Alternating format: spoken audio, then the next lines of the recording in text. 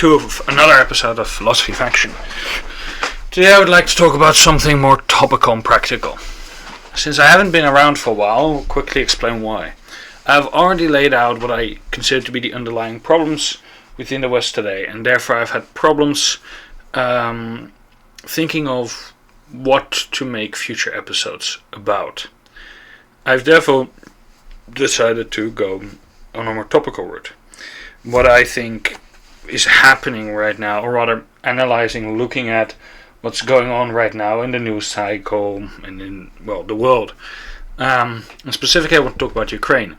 Lately I've been watching many videos by liberals and people who kind of like the idea of Europe.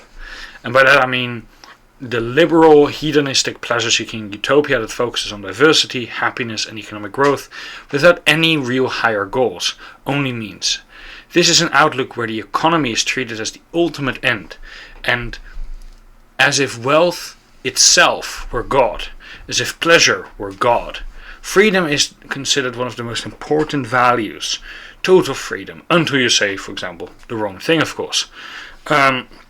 These are often the same people that abhor violence, colonialism and militarism, treating them as the most horrific things Europeans have ever done.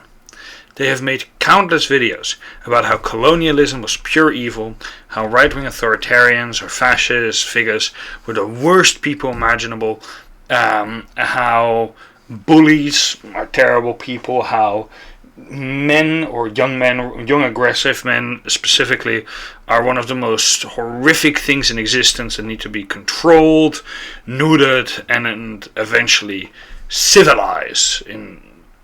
At least that's how they would see it. And so Europe's militant past is something to be ashamed of. And now, suddenly, these same people are making videos about Europe being weak, about how Europe should not give in to either the Americans or the Russians, about how Europe should stand up and fight. I find this incredibly curious and hypocritical, because all I can think when I'm listening to these videos is who should fight and why. You, the very same content creators, have spent years arguing Europe should abandon its military traditions, that militarism is immoral, that violence itself is evil, and that Europe actually does this.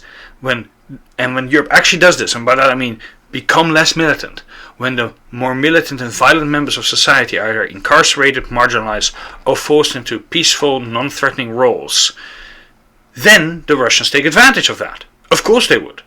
As anyone could have predicted this. You suddenly turn around and cry, help, help. You say, we need you back.